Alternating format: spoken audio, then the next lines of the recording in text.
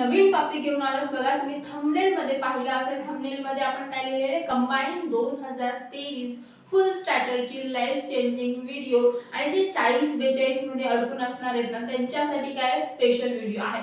60+ आपण काय करणार आहोत ह्यावेळी पाडण्याचा प्रयत्न करणार आहोत. त्यासाठी आपल्याला फुल स्ट्रॅटेजी देण्याची गरज असते आणि आपण आपल्या चुकांमधूनच आपली स्ट्रॅटेजी बनवायची असते. मग आज आपण बघा हे मी सगळे पॉइंट्स जे आपण चुकतो नेहमी, पुण्यातला स्टुडंट असू दे किंवा बाहेरचा स्टुडंट, कुठेही राहणारा स्टुडंट, अभ्यास करणारा स्टुडंट प्रत्येक वेळी हीच चूक करतो, प्रत्येक अटेम्प्टला हीच चूक करतो. म्हणून तो काय 40-42 कधी 40च्या आतमध्ये काय असतो अडकून राहत असतो. जर तुम्ही 4 महिने आधी हा मी व्हिडिओ बनवताय, जर तुम्ही हे सगळ्या चुका सुधारल्या तर 101% तुम्ही 60+ पार करणार आहात त्यावेळी. चला मेन टॉपिकला जाऊया. मेन टॉपिकला जाण्याच्या आधी सगळ्यांना हॅपी न्यू इयर, नवीन वर्षाच्या हार्दिक हार्दिक शुभेच्छा.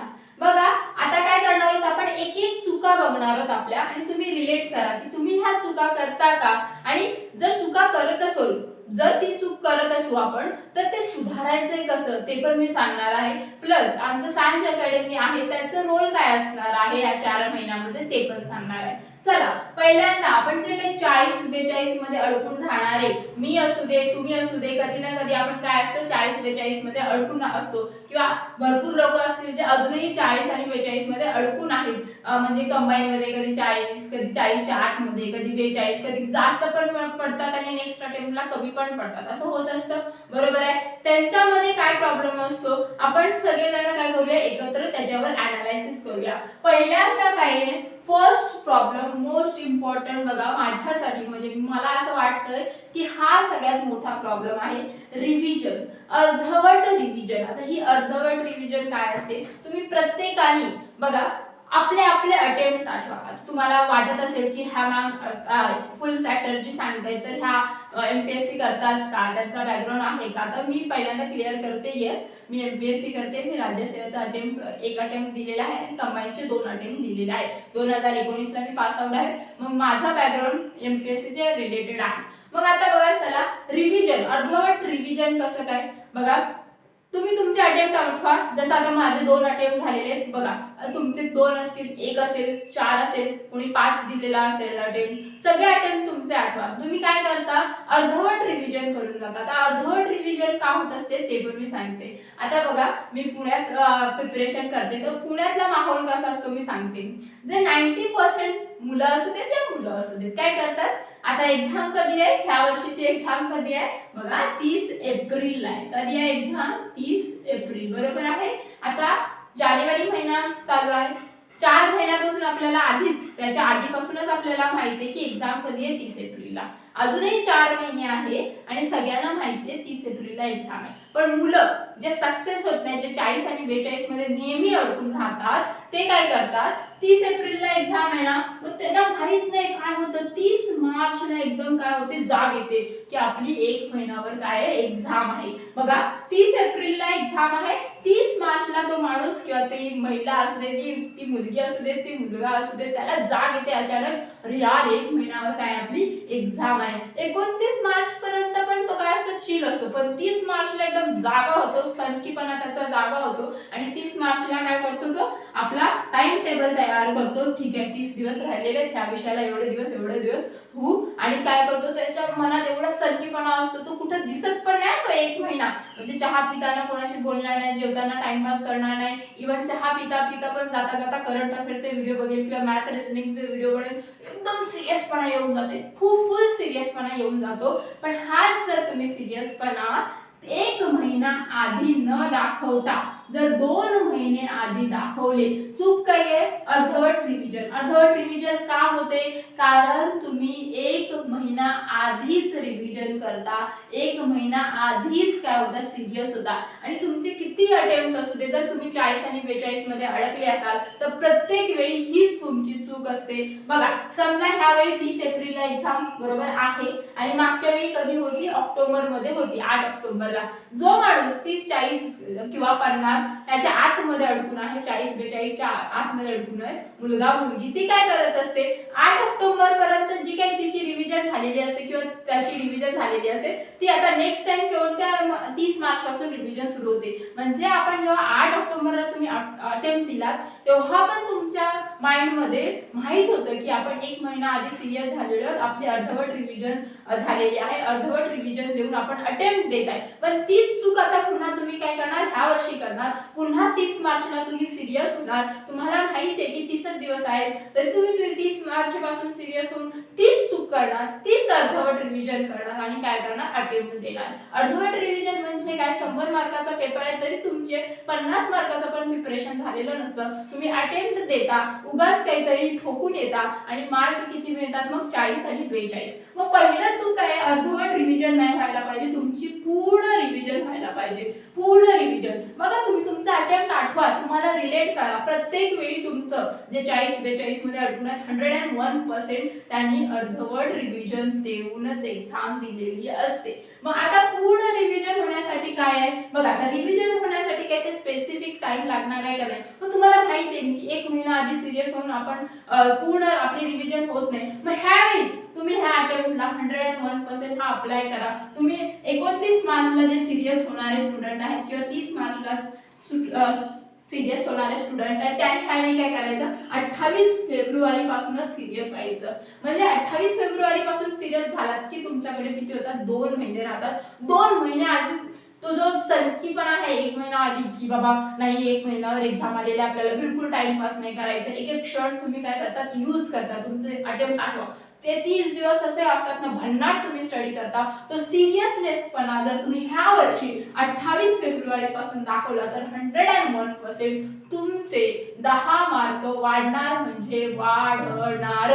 बघा लिहून घ्या तुम्ही. म्हणजे तुम्हाला पहिली चूक तुमची काय सुधारायची आहे, जर काय 30 मार्च आहे, 30 एप्रिलला एक्झाम आहे, मग 30 मार्च पासून जे सिरियसनेस पण आहे तो 28 फेब्रुवारी पासून दाखवा आणि तुमच्याकडे 60 दिवस असणार. म्हणजे जी काही तुमची अर्धवट रिव्हिजन नेहमी होत होती ती आता ह्यावेळी काय होणार आहे, पूर्ण रिव्हिजन होणार आहे. म्हणजे पहिला कळालं तुम्हाला अर्धवट तुम्हाला रिव्हिजन मुळे काय होतं, तर तुम्हाला तिथे काय एक तर आठवत पण नाही, जे केलेलं असते ते पण विसरून जाता, बरोबर आहे. 50% तुम्ही करून गेलेले असतात, तिथं एवढा प्रेशर असतो की ते 50% पण आठवत नाही आणि म्हणून तुम्हाला काय 40 42 मध्ये नेहमी समाधान मानावं लागतं. ते तुम्हाला समाधान होत नाही, तुम्हाला वाटतं की मी एवढा अभ्यास केला होता, पण विचार करा तुम्ही 1च महिना तो सिरियसनेस अभ्यास केलेला असतो.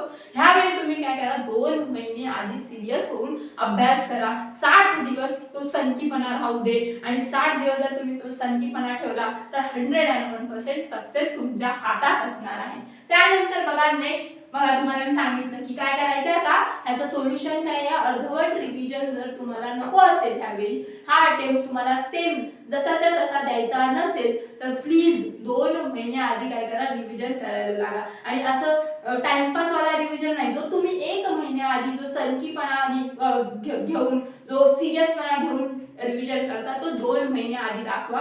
101% काय असणार आहे, तुम्हाला 60 पार असणार म्हणजे असणार. आणि रिव्हिजनचं काय असतं, प्रत्येकाचं तुमचं सगळ्यांचं आठवा. बघा तुम्ही मागच्या वेळी जे सिरियस रिव्हिजन कधी केलेली असते, जो अटेम्प्ट दिलेला असतो ना तेव्हाच केलेली असते. मधला जो गॅप असतो, ऑक्टोबरला एक्झाम झालेली आहे त्या मधल्या गॅपमध्ये तुम्ही रिव्हिजन करत नाही. तुम्ही काय करता, जे तुमचे वीक पॉइंट आहे त्याच्यावर काम करता. तुम्ही करा ना, वीक पॉइंटवर काम करा. तर 28 फेब्रुवारी पासून तुम्हाला काय करायचं आहे, संकीपणा तो जो सिरियसनेस आहे रिव्हिजनचा तो 28 फेब्रुवारी पासून आणायचा आहे. मग जानेवारी आणि जो काही फेब्रुवारी 28 फेब्रुवारी तोपर्यंत काही टाइमपास नाही करायचा. आपल्याला जो काही आपले वीक पॉइंट आहे, जर कोणता सब्जेक्ट आपल्याला आवडत नसेल तर त्याला काय करायचं, आपण अभ्यास करायचं, त्याच्यावर काम करायचं आहे. पण त्याच्यासोबत सोबत तुम्ही एक एक विषयाचं रिव्हिजन पण चालू ठेवा. म्हणजे तुम्हाला काय होतं, खूप सोपं होऊन जातो. आपण काय करतो, ऑक्टोबरमध्ये जी रिव्हिजन दिलेली असते, 8 ऑक्टोबरला एक्झाम दिली असणार, बरोबर आहे, माहित असणार आपण अर्धवट रिव्हिजन केलेली आहे, अटेम्प्ट देणार, आन्सर की येणार, तसंच राहून जाणार. ते काही 40 42 मार्क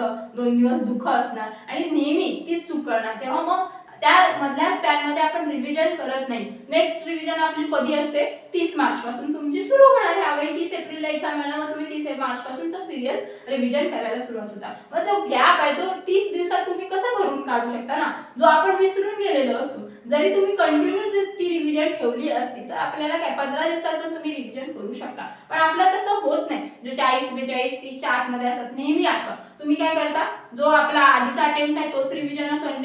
नेक्स्ट तुमची रिव्हिजन कधी असते, जो नेक्स्ट तुमचा अटेम्प्ट असणार आहे त्याच्या 1 महिन्या आधी तुम्ही रिव्हिजन करायला सुरुवात करता. मग तसं करू नका. तुम्ही मधल्या स्पॅन मध्ये काय करा तर तुमचे जे काही वीक पॉइंट आहे त्याच्यावर तुम्ही काम पण करा आणि सोबत सोबत एक एक विषयाचे काय करा रिव्हिजन करत राहा. म्हणजे तुम्ही ह्यावेळी काय करणार आहात, 28 फेब्रुवारी पासून सनकीपणा आणणार आहात आणि जानेवारी आणि काय फेब्रुवारी जो काही 2 महिन्याचा स्पॅन आहे त्याच्यामध्ये तुम्ही वीक जो काही तुमचा पॉइंट आहे त्याच्यावर काम करणार आणि सोबत सोबत एखाद दुसरे विषय घेऊन काय त्यांचे रिव्हिजन चालू ठेवणार आहात. आता त्यानंतर बघा हे पॉइंट करायला अर्धवट रिव्हिजन, यावेळी तुम्हाला पूर्ण रिव्हिजन करून जायचे आहे. पूर्ण रिव्हिजन करून जाण्यासाठी तुम्हाला 2 महिने आधी पण जो काही सिरियसनेस आहे सनकीपणा आहे तो आणायचा आहे. त्यानंतर बघा नेक्स्ट काय विषय आपण कंबाईन म्हटलं, अरे वाव कंबाईन म्हटलं की किती विषय तुमच्या डोक्यात येतात की 7च विषय डोक्यात येतात. तो तुमच्या डोक्यातून काढून टाकायचा आहे. ज्यावेळी तुमच्या माइंड मध्ये ते 7 विषय येतात ना ते सगळ्यात तुमच्यासाठी काय हानिकारक आहे. आपण ह्यापुढे आपल्यासाठी कंबाईन मध्ये 7 विषय नसणार आहेत. तर 7 विषयांच्या ऐवजी कंबाईन मध्ये किती विषय असतात, 14 विषय असतात. वाटत असेल कुठून काय मॅम कुठल्या ग्रहावरून आलाय 7च विषय असतात, नाही 14 विषय. आजपासून आपल्यासाठी काय असणार आहे 14 विषय असणार आहेत. आता हे 14 विषय आले कुठून, 2च मिनिटं आपण लगेच ह्याच्यावर येऊया. हे पुसून घेते तोपर्यंत.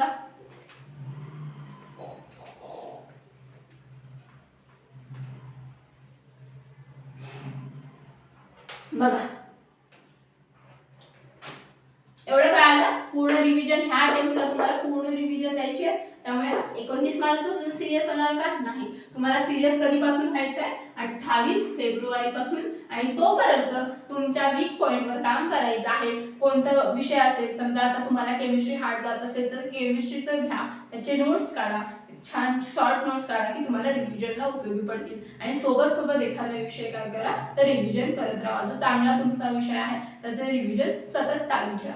त्यानंतर काय डोक्यात काय असतं, कंबाईन म्हणजे 7 विषय. कोणते 7, सायन्स झालं, जिओग्राफी झालं, हिस्ट्री झालं, पॉलिटी झालं, करंट अफेअर झालं, बरोबर आहे. त्यानंतर काय आपले मॅथ रिझनिंग झालं. असे तुमच्या डोक्यात काय झालं असतात तर हे 7च विषय असतात. बघा तुमच्या डोक्यात काय कंबाईन मध्ये किती विषय असतात, चला एक एक विषय तुमचे घेऊया. तुम्हाला काय वाटतंय, चला पहिल्यांदा काय तुमच्या डोक्यात येतं, सायन्स, ठीक आहे, हा पहिला विषय तुमच्यासाठी. ओके, दुसरा काय हिस्ट्री, ठीक आहे, तिसरा विषय. ओके, त्यानंतर काय जिओग्राफी, चलो तिसरा विषय झाला. त्यानंतर चौथा काय पॉलिटी. ओके, त्यानंतर काय इकॉनॉमिक्स झालं.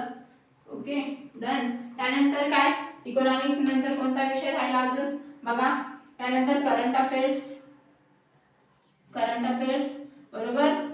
आणि त्यानंतर काय मॅथ आणि रिझनिंग. तुम्ही काय विषय डोक्यात काय असतं तुमच्या, फक्त आणि फक्त किती 7 विषय आहेत. डोक्यात काय आहे, फक्त आणि फक्त 7 विषय आहेत. बघा तुमच्या डोक्यात कंबाईन म्हणजे 7 विषय. बघा science, history, geography, polity, economics आणि काय करंट अफेअर्स आणि मॅथ आणि रिझनिंग. हे डोक्यातून आजपासून काढून ठेवायचं आहे. आपल्यासाठी कंबाईन मध्ये 7 विषय नाहीये तर किती विषय, 14 विषय आहे. आजपासून तुम्ही लिहिताना 7 विषय लिहायचं नाही तर 14 विषय आहे असे लिहायचं. हे 14 विषय कुठून आणले ना, 2च सेकंद. बघा आता बघा तुम्ही जर डोक्यात 7 विषय ठेवता, बरोबर आहे. सायन्स म्हणजे तुमच्यासाठी एक विषय असतो, एक विषय नाहीये सायन्स. बघा त्याच्यामध्ये फिजिक्स आहे, फिजिक्स एक वेगळा विषय आहे, ठीक आहे. त्यानंतर केमिस्ट्री आहे, बरोबर आहे, केमिस्ट्री एक वेगळा विषय आहे. बायोलॉजी आहे, ओके ठीक आहे, बायोलॉजी. त्यानंतर काय हिस्ट्री मध्ये म्हणजे जो तुम्ही एक विषय समजता सायन्सला त्याच्यामध्ये किती विषय लपलेले, 3 विषय लपलेले आहेत. हिस्ट्री बघा, हिस्ट्री मध्ये एमएच हिस्ट्री, महाराष्ट्र हिस्ट्री आहे एक विषय. त्यानंतर काय मॉडर्न हिस्ट्री आहे दुसरा विषय, ठीक आहे. त्यानंतर काय आहे तर समाज सुधारक तिसरा विषय. बघा तुम्ही जे एक विषय हिस्ट्रीला पकडता त्याला तुम्ही 3 विषय पकडायचा आहे. जिओग्राफी बघा इंडियन जिओग्राफी आहेच, ठीक आहे, इंडियन जिओग्राफी. त्यानंतर काय MH जिओग्राफी, बरोबर आहे की जे तुम्ही जिओग्राफीला एकच विषय समजता त्याच्यामध्ये 2 विषय आहेत. त्यानंतर पॉलिटी, बघा पॉलिटीचे जे मेन चॅप्टर आहेत ते पॉलिटी, ठीक आहे, आणि पंचायत राज, ओके, पंचायत राज असे 2 विषय आहेत. ओके, 2 विषय आहेत. इकॉनॉमिक्सला तुम्ही एक विषय समजू शकता, करंट अफेअर्सला तुम्ही वार्षिकी वाचता म्हणून एक विषय समजू शकता. मॅथ रिझनिंग मध्ये मॅथ एक विषय आहे, बघा मॅथ नावातच आहे, मॅथ अँड रिझनिंग. दुसरा विषय कोणता? रिझनिंग, ठीक आहे. तुम्ही समजता किती? 14 विषय समजता का? नाही. तुम्ही किती विषय समजता? कंबाईन मध्ये आहेत 7 विषय. मग 7 विषय तुमच्या डोक्यात असतात म्हणून एक महिना आधी काय करता तुम्ही? प्लॅनिंग करता. एक महिना आधी तुमचा संकीपणा जागा होतो, सिरियसनेस जागा होतो. 2 कॅटेगरीचे मुलं असतात किंवा मुली असतात. एक काय करतो 7 विषय आहे, एक वाला कॅटेगरी वाला कोण असतो ज्याला एकच विषय घ्यायला आवडतात, दुसऱ्या कॅटेगरी मध्ये ज्यांना 2 ते 3 विषय घ्यायला आवडतात. मग एक विषय घेणारा काय करतो लगेच 30 दिवसाचा प्लॅनिंग काढतो. एक कॉमन विषय 7 विषयापैकी एक कॉमन विषय घेतो.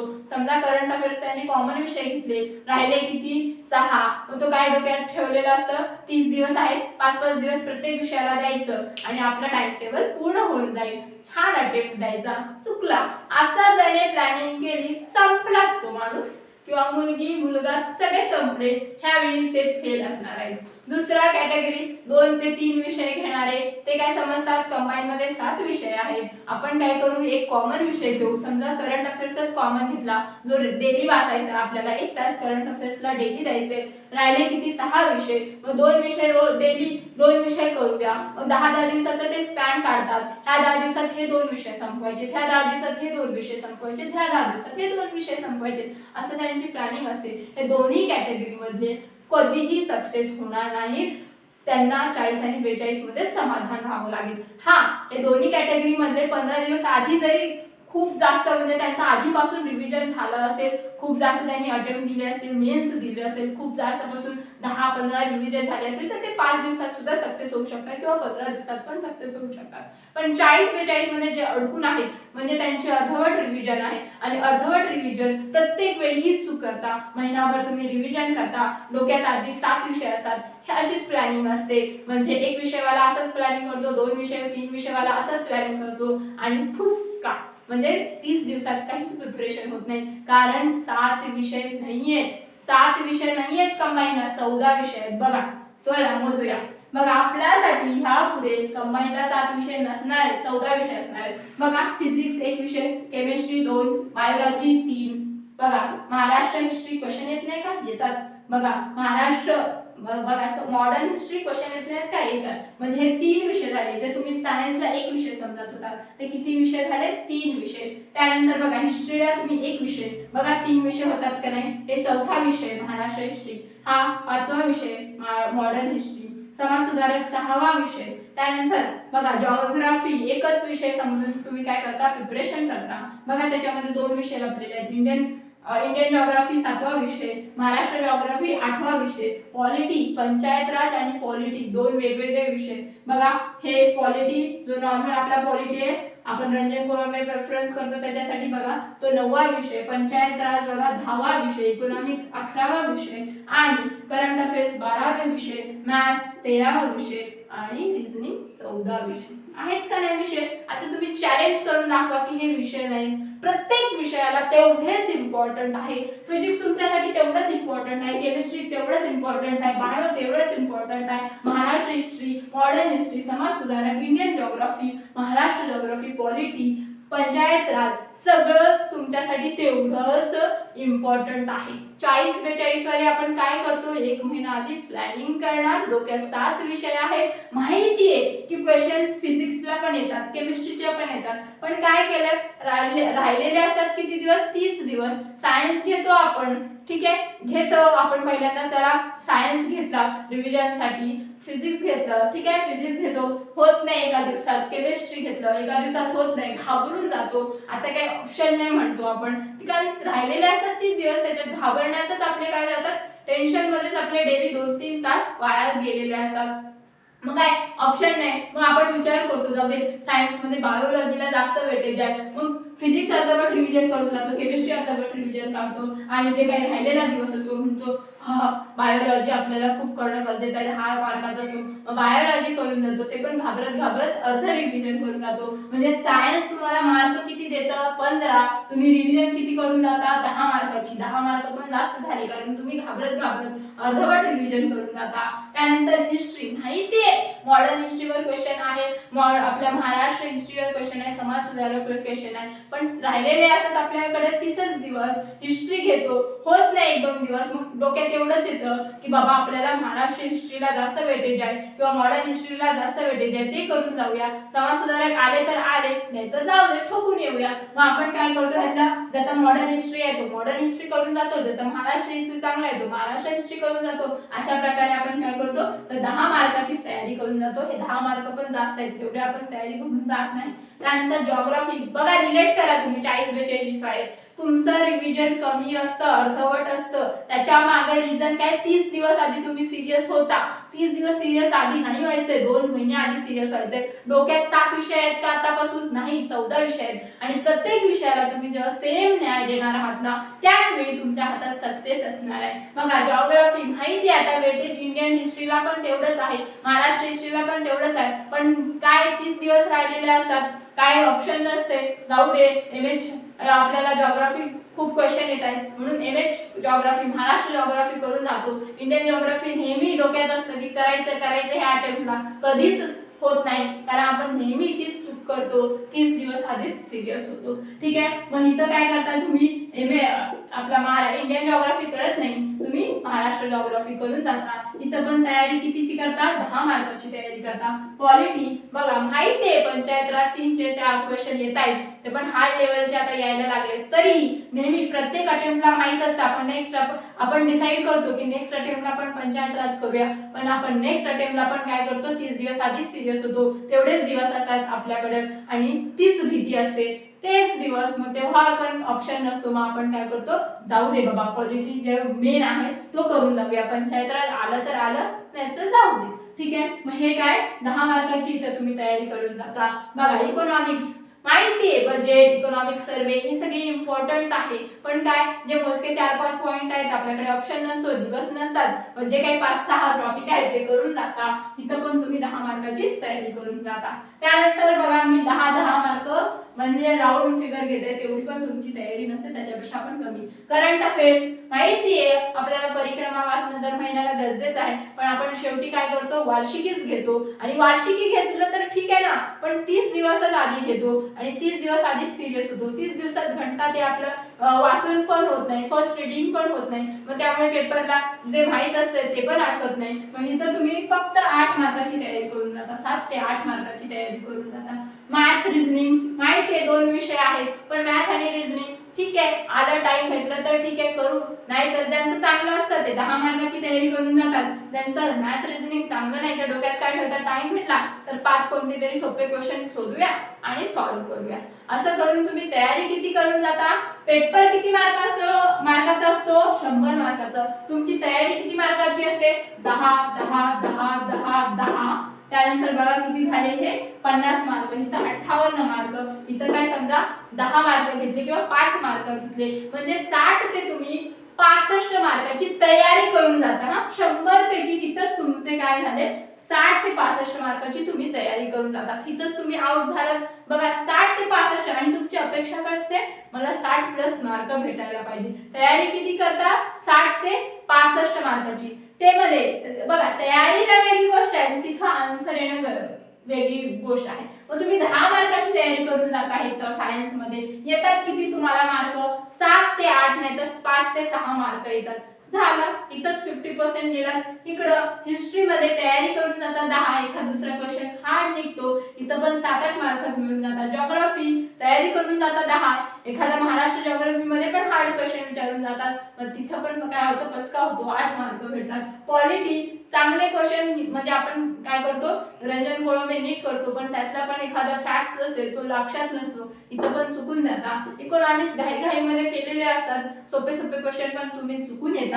त्यानंतर करंट अफेअर्स आठवत तर काय नाही, ऑलरेडी तुम्ही 8 मार्काची तयारी करून गेलेले, तिथं आठवत नाही, आपण काय एक फर्स्ट रीडिंग झालेली नसते. 5 ते 6 मार्क जरी मिळाले तरी तुम्ही त्याचा आता आनंद असता. इथं टाइम भेटत नाही, घाबरून गेलेलो असतो, अर्धवट रिव्हिजन पेपर सोपा वाटत नाही, झालं टाइम भेटत नाही, इथं पण 4 ते 5 मार्कच भेटतात. मग असं तुम्ही जेव्हा कॅल्क्युलेशन करता तेव्हा तुम्हाला बरोबर 40 ते 42च मार्क मिळतात. मग आपल्यामध्ये दोष आहे, पेपरमध्ये दोष आहे का? नाही. आपण अर्धवट रिव्हिजन करतो. अर्धवट रिव्हिजन का होते? कारण आपण 1 महिना आधीच सिरियस होतो आणि विषय किती समजतो आपण? 7 विषय समजतो. या पुढे ह्या अटेम्प्टला मी 4 महिने आधी तुम्हाला ही फुल स्ट्रॅटेजी देत आहे. तुम्ही प्लीज रिव्हिजन पूर्ण करून जावा. रिव्हिजन जर तुम्हाला पूर्ण करून जायचं असेल तर डोक्यात तुम्हाला किती विषय समजायचे आहेत? 14 विषय समजायचे आहेत आणि 14 विषय आहेत इम्पॉर्टंट प्रत्येकाला आहे. तुम्ही फिजिक्स केमिस्ट्री करून गेला नाही, बायोलॉजी मिळणार आहेत का 15 पैकी 15? नाही, अपेक्षाच करू शकत नाही. अरे आपल्या सिलेबस मध्येच फिजिक्स केमिस्ट्री बायोलॉजी आहे, पण तुम्ही त्याला एकत्र सायन्स धरता आणि त्यामुळे आपला काय होऊन जातो? पचका होऊन जातो. नाही तसं करायचं ह्या पुढे. फिजिक्स केमिस्ट्री आपल्यासाठी तेवढंच इम्पॉर्टंट आहे जेवढं बायोलॉजी इम्पॉर्टंट आहे. बघा इथं महाराष्ट्र हिस्ट्री करून गेलात आणि बाकीचे काहीच करून नाही गेलात. मॉडर्न हिस्ट्रीचे क्वेश्चन येत नाही, समाज सुधारकचे क्वेश्चन येत नाही, तुम्हाला पैकीच्या पैकी कसे मार्क भेटणार आहे? 15 पैकी तुम्ही अपेक्षाच कशी करू शकता की मला 12-13 मिळणार? नाही भेटणार. त्यानंतर बघा जिओग्राफी माहिती आहे, एमए जिओग्राफीवर क्वेश्चन येतात, तेवढेच क्वेश्चन इंडियन जिओग्राफीवर आता यायला लागले, पण आपण ती चूक नेहमी करतो आणि 15 पैकी 15 मिळतील अशी अपेक्षा करतो. नाही पॉसिबल ते. तिथं पॉलिटी, पंचायत राज नेहमीच ती चूक प्रत्येक अटेम्प्टला लक्षात असते की पंचायत राजवर क्वेश्चन येणार. नेक्स्ट अटेम्प्टला आपण पंचायत राज करणार आहोत, पण आपण कधीच करत नाही. नेक्स्ट अटेम्प्टला आपण 30 दिवस आधी रिव्हिजन करणार, तीच चूक होणार. त्याच गोष्टीला आपण काय करणार? व्हॅल्यू देणार. तेवढंच आपलं अर्धवट रिव्हिजन झालेलं असेल, तोच अटेम्प्ट आपण देतो आणि नेहमी आपण त्याच मार्कामध्ये अडकत असतो. त्यानंतर काय? इकॉनॉमिक्स नेहमी बजेट, इकॉनॉमिक सर्वे घाईमध्ये वाचून जाणार, झालं पुचका. करंट अफेअर्सचा पण तेव्हाच. अरे तुम्हाला माहिती आहे करंट अफेअर्स आपलं 30 दिवस आधी रिव्हिजन होत नाही, मग 2 महिने आधी रिव्हिजन घ्यायला घ्या. आता जानेवारी महिन्यात इयर बुक सगळे अवेलेबल असतील, सिम्प्लिफाईड चांगले इयर बुक आहे, घ्या ना आणि आतापासूनच तुम्ही रिव्हिजन करा. 4 रिव्हिजन करा, 5 रिव्हिजन करा. का नाही आठवणार? 101% आठवणार आहे. मॅथ रिझनिंग आतापासूनच प्रॅक्टिस करा. किती टाइम आहे आपल्याकडे?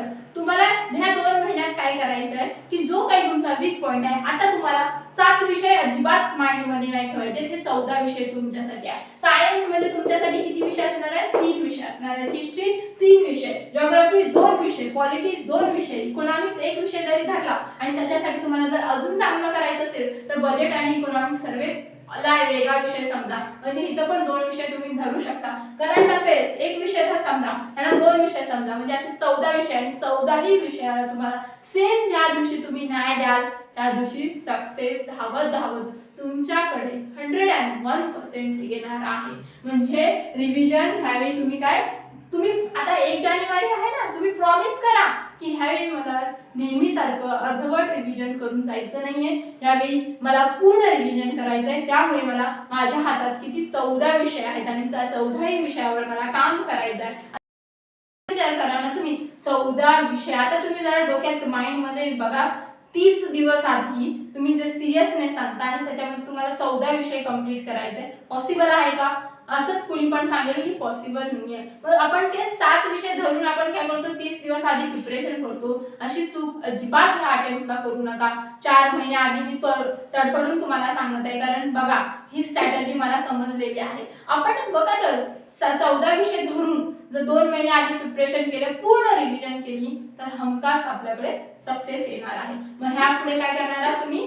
किती कंबाईंड विषय आहेत तुमच्यासाठी? 14 विषय आहेत. तुम्ही 14ही विषयाला सेम न्याय देणार आहात. आज 1 जानेवारी प्रॉमिस करा ना स्वतः, ठीक आहे? मग हा व्हिडिओ माझा उशिरा पण येऊ शकतो. तुम्ही 1 जानेवारीला प्रॉमिस करा की ह्या अटेम्प्टला माझं नाव असणार आहे आणि मी सिरियसपणे अभ्यास करणार आहे. आजपासूनच सिरियसपणे अभ्यास करणार आहे आणि अशी स्ट्रॅटेजी वापरून नक्की तुम्ही सक्सेसफुल होऊ शकता. नेक्स्ट बघा, म्हणजे हे तुम्हाला कळालं, ह्यापुढे काय असणार आहे? तुमची पूर्ण रिव्हिजन असणार आहे. ह्यापुढे तुम्ही 2 महिने आधी सिरियस होणार आहात. नाही 29 मार्चला तुम्हाला तुमचा टाइम टेबल नाही बनवायचा. 28 फेब्रुवारी पासून तुम्ही तो सनकीपणा, सिरियसनेस आणणार आहात. आणि त्यानंतर नेक्स्ट काय? विषय किती समजणार आहे तुम्ही? आजपासून आपल्यासाठी विषय किती आहेत? कंबाईनला 14 विषय आहेत. किती? 14 विषय. 7 विषय अजिबात डोक्यात ठेवायचा नाही. 7 विषय जेव्हा तुम्ही डोक्यात ठेवता मग ते आपल्याला इझी वाटतं. एका महिन्यात 7 विषय आपण करू शकतो. नाही, तो काढून टाका. 14 विषय आहेत आणि 14ही विषय तेवढेच इम्पॉर्टंट आहे.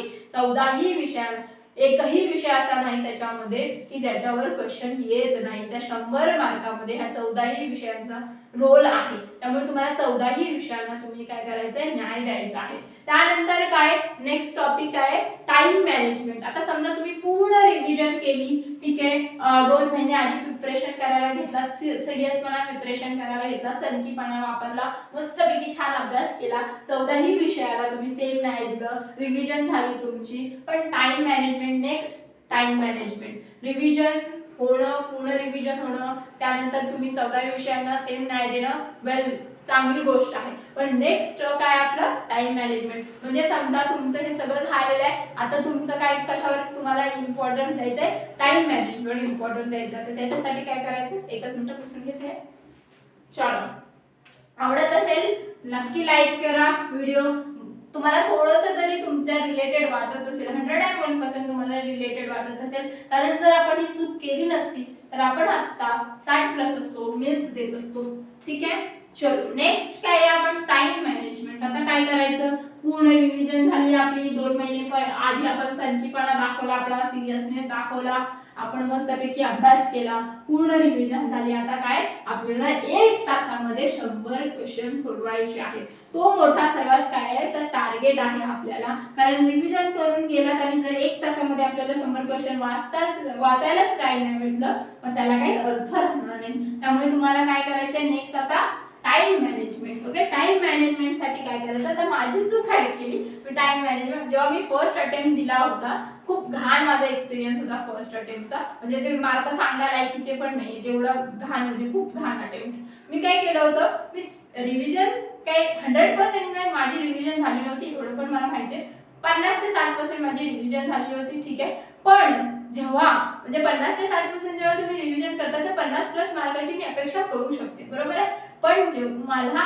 अटेम्प्ट देण्याच्या आधी मी ना कधी कोणता टेस्ट सिरीज सॉल्व्ह केलं होतं, ना कधी 11 ते 12 बसले होते. नुसतं माइंड मध्ये काय करायचे, इमॅजिन करायचे की हा 6, मी तुमच्यासारखीच होती आधी की 6 विषय आहेत किंवा 7 विषय आहेत, आपल्याला 60 मिनिटं आहेत, मग काय करायचं 10-10 मिनिटाचा स्पॅन करायचा, 10 मिनिटात हा विषय हा विषय हा विषय हा विषय, मग शेवटी उरला टाइम तर मॅथ आणि रिझनिंग, असंच डोक्यात असायचं. आणि तुम्ही बघा, तुम्ही रिलेट करा तुम्ही स्वतःला, प्रत्येकाच्या माइंड मध्ये जो काही प्रॅक्टिकल विचार न करता हा माइंड मध्ये जो कॉन्फिडंट असतो, म्हणजे माझं कुठं चुकलं, मी माइंड मध्ये ते सेट केलेलं असायचं, अप्लाय कधीच केलेलं नाही, प्रॅक्टिकल कधीच केलेलं नाही, फक्त डोक्यात फिट असायचं की हा 10 मिनिटं मला सायन्सला द्यायचं, 10 मिनिटं पॉलिटीला, 10 मिनिटं जॉग्राफीला, असं करत करत काय करायचं, पेपर सॉल्व्ह करायचे, टाइम भेटला मॅथकडे वळायचं आहे. पण प्रॅक्टिकल न केल्यामुळे मी कधीही 11 ते 12 बसले नाही, कधी 1 तासामध्ये माझं 100 क्वेश्चन वाचून होत आहेत का नाही होत आहेत हे बघितलं नाही. त्यामुळे माझा फर्स्ट अटेम्प्ट एवढा बकवास गेलेला आहे की मी सांगू पण शकत नाही. माझ्या फर्स्ट अटेम्प्ट मध्ये काय झालं, मी हे कधी केलं नव्हतं, प्रॅक्टिकल डोक्यातच होतं, पण रिअल तिथं प्रेशर असणं, मग आपल्याला ते प्रेशर असतं ते कधी आपण बघितलेलं नसते, आपण फक्त माइंड मध्ये एवढंच फिक्स असतं की एवढं एवढं टाइम द्यायचं. मग फर्स्ट अटेम्प्ट मध्ये तसंच झालं, डायरेक्ट गेली मी पेपरला, एवढा प्रेशर, फक्त टाइम बघितला 45 मिनिटं निघून गेले होते आणि त्याच्यामध्ये मी फक्त आणि फक्त 50च क्वेश्चन सॉल्व्ह केले होते.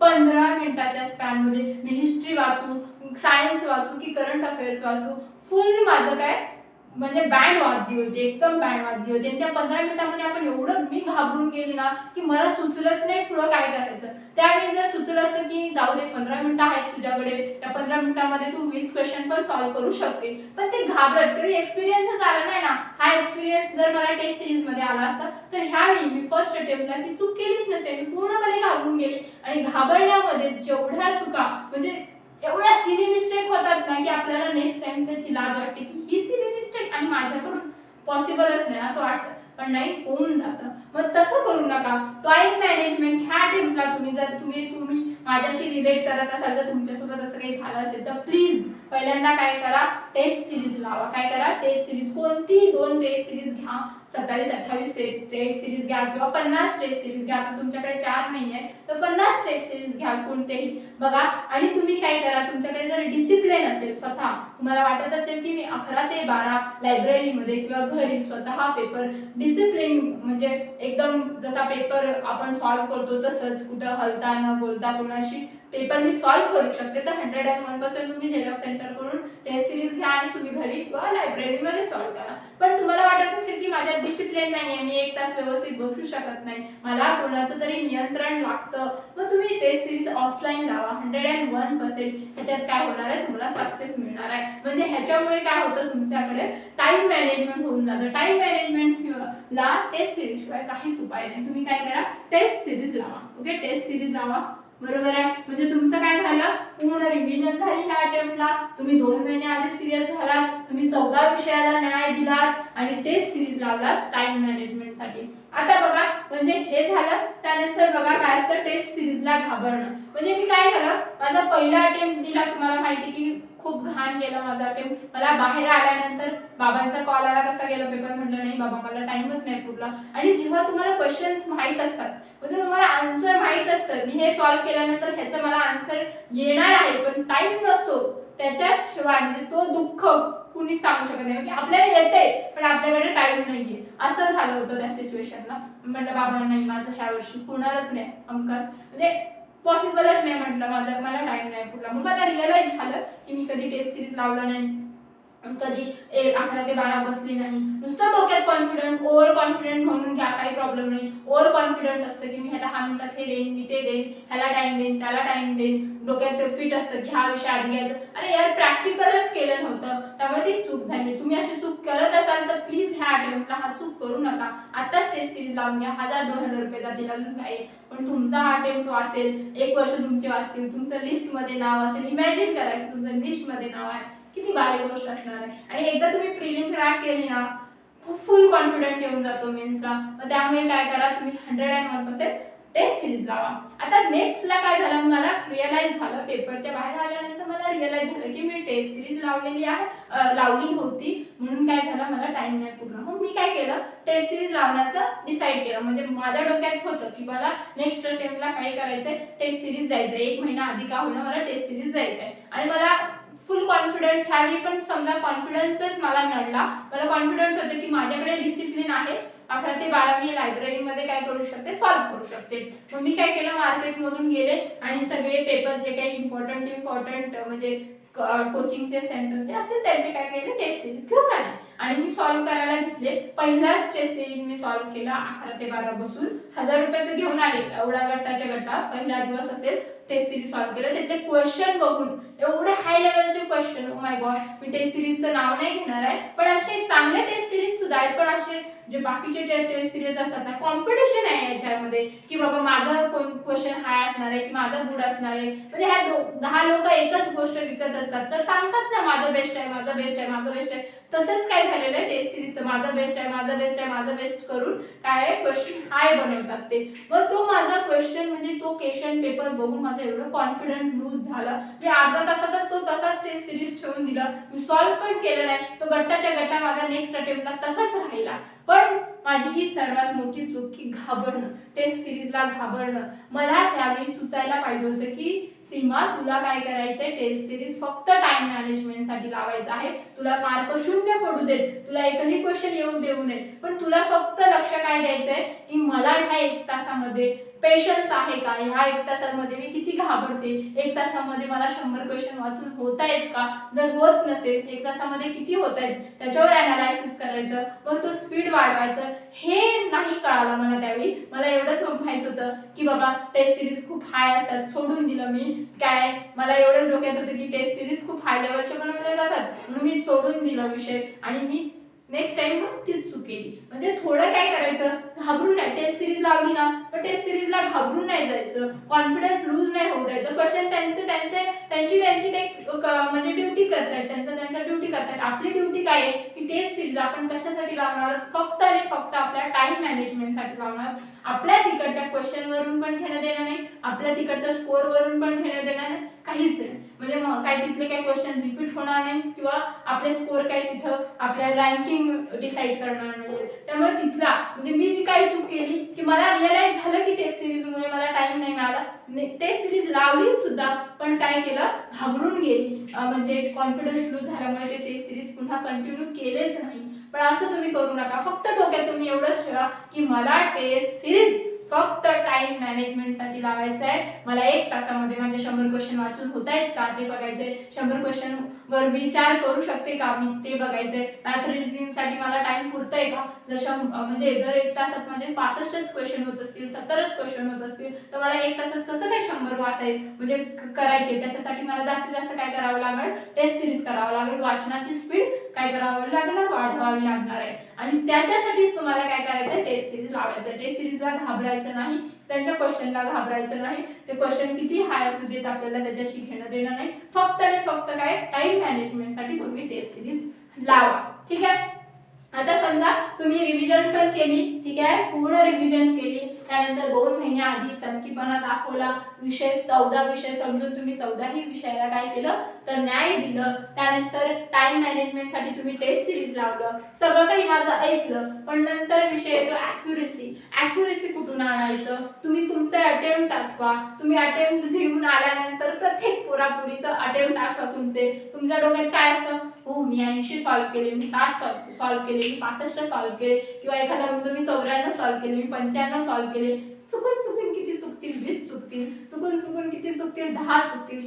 चुकून 30 चुकतील. मग असं कॅल्क्युलेशन डोक्यात फिट असतं की बाबा चलो मी 80 सॉल्व्ह केले ना, 10 चुकले समजा, 20 चुकले समजा, तर मार्क किती जाणार आहेत, 4 5 20. म्हणजे किती, 4 चुकल्यावर 1 मार्क जातो, बरोबर आहे का. 20 चुकल्यावर किती, 5 मार्क जाणार आहेत. मग किती मार्क भेटतील आपल्याला, 70 तरी मार्क भेटतील. असं म्हणजे विचार करत असतो. जो 60 सोडून आलेला असतो तो पण तसाच विचार करत असतो. ज्याने 94 95 सॉल्व्ह करून आलेला असतो तो पण तसा विचार करत असतो. पण आन्सर की 2-3 दिवसानंतर आल्यानंतर काहीच नसतं. तसे काही मार्क नसतात, आपल्याला खूप कमी मार्क मिळालेले असतात. कारण ॲक्युरेसी, आयोग वेगळा आन्सर देतो आपण आणि आपण वेगळा आन्सर. आयोगाची काही चूक असते का, नसते. आपलं त्या सिच्युएशन मध्ये 1 तासामध्ये आपल्याला ॲक्युरेसी येत नाही, बरोबर आहे. आयोग आपल्या जागी एकदम करेक्ट असतं, पण आपणच काय करतो, त्या आपल्याला ॲक्युरेसी नसल्यामुळे काय करतो, नाही जाऊ दे आपल्याला चुकलं. पण ॲक्युरेसी आणायची कशी, आयोगानुसार आपण वागायचं कसं, ॲक्युरेसी आणायची कशी, आपल्या डोक्यात जे काही मार्क आहेत ते रियालिटी मध्ये मार्क आणण्यासाठी कसं करायचं. तर इथं आयोगाचेच क्वेश्चन पेपर सॉल्व्ह करायचे. म्हणजे ॲक्युरेसी जर तुम्हाला पाहिजे असेल तर आयोगाचेच क्वेश्चन पेपर सॉल्व्ह करायचे. टेस्ट सिरीज तुम्ही कशासाठी लावणार आहात, फक्त आणि फक्त टाइम मॅनेजमेंटसाठी. त्यांचे क्वेश्चन्स काय आहेत, त्यांचे ॲनालिसिस काय आहे, त्यांच्यावर जर लक्ष नाही दिलं तरी चालू नाही. पण ॲक्युरेसी जर आणायची असेल तर तुम्हाला आयोगाचे क्वेश्चन्स काय आहेत, त्यांचे ॲनालिसिस काय आहेत, त्यांचे आन्सर्स काय आहेत, आयोग कोणत्या प्रकारे क्वेश्चन विचारतं, आयोगाचे आन्सर्स म्हणजे ऑब्जेक्ट जे काही सेट करतं ते तुम्ही प्रॅक्टिस केल्यानंतर सुद्धा तुम्हाला जे 4 महिने प्रॅक्टिस करायचे ॲक्युरेसीसाठी, पण तुम्हाला आपोआप काय होणार आहे, आयोगाचा जो काही माइंड सेट आहे तो तुम्हाला हळूहळू कळू, म्हणजे 50% नाही तर 25% तरी कळू शकतो आपल्याला. ठीक आहे. ॲक्युरेसी आणण्यासाठी बरोबर आहे काय करायचंय, फक्त आणि फक्त आयोगाला प्रेफरन्स द्यायचंय, आयोगाच्या पेपरलाच प्रेफरन्स द्यायचंय. तुम्ही MPSC चे पेपर झेरॉक्स काढून आणा. राज्यसेवा असं नाही की कंबाईन करतोय म्हणून कंबाईनचे क्वेश्चन पेपर नाही. राज्यसेवा मेन्स आहे, STI आहे, STI मेन्स आहे, PSI मेन्स आहे. सगळे क्वेश्चन पेपर तुम्हाला जिथून घेता येईल तिथून घ्या. 21,000 आहे अवेलेबल, ते घ्या. आणि त्याच्यावर काय करा तर दररोज तुम्ही काय करा, 1 तास टाइम द्या. म्हणजे तुमच्या टाइम टेबलला ॲक्युरेसी सगळ्यात जास्त इम्पॉर्टंट ॲक्युरेसी आहे. तुम्ही हे सगळं केलं पण तुमच्याकडे ॲक्युरेसी नसेल तर तुमचा काही उपयोग नाहीये, बरोबर आहे. ॲक्युरेसी आणण्यासाठी आपल्यासाठी काय असणार आहे, म्हणजे बायबल काय असणार आहे, आपल्या आयोगाचे क्वेश्चन पेपर.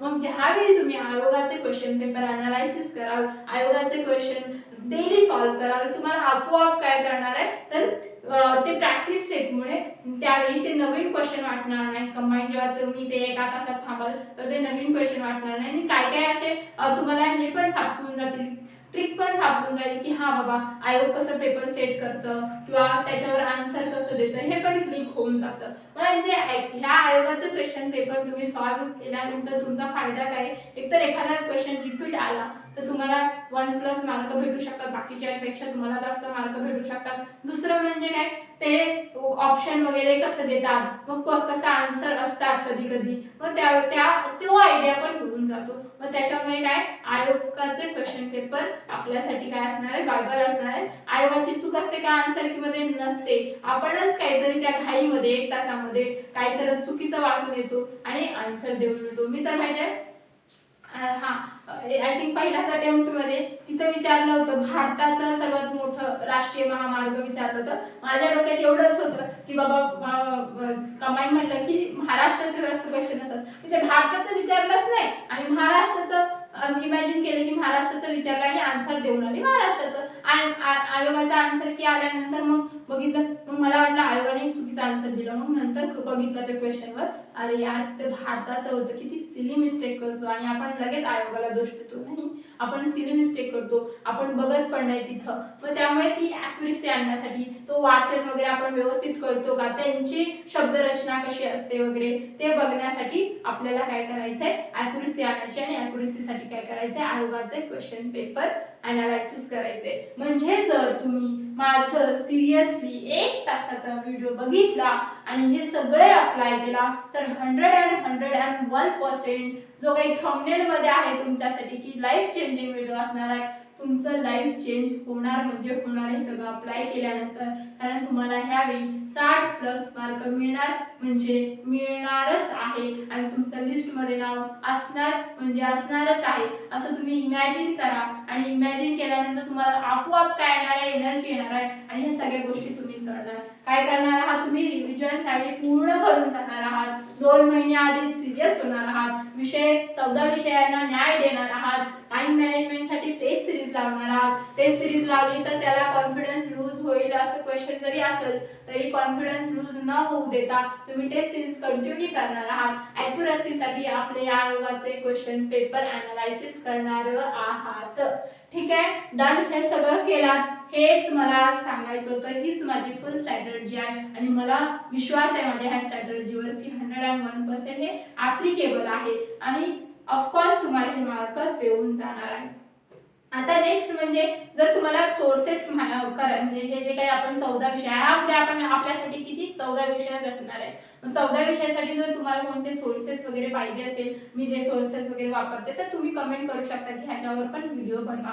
आता आमचा शेवटचा पार्ट म्हणजे आमच्या सांज अकॅडमीचा रोल काय असणार आहे 14 विषयामध्ये. तर बघा, मी 4 महिने ह्या चॅनलवर फुल मेहनत करणार आहे. पहिली गोष्ट म्हणजे मला सॉरी पण बोलायचं आहे तुम्हाला की बाबा सॉरी, मी 9-10 महिने म्हणजे झाले कंटिन्यू मी व्हिडिओ एकही टाकलेला नाहीये. मी 10 महिने पर्सनल कारण होतं त्यामुळे मी 10 महिन्यापासून व्हिडिओ टाकत नाहीये. पण आता मी प्रॉमिस करते की हे 4 महिने तुमच्यासाठी म्हणजे आपल्या कंबाईन 2023 साठी काय असणार आहे, हा सांज अकॅडमी फुल आपलं डेडिकेटली काम करणार आहे.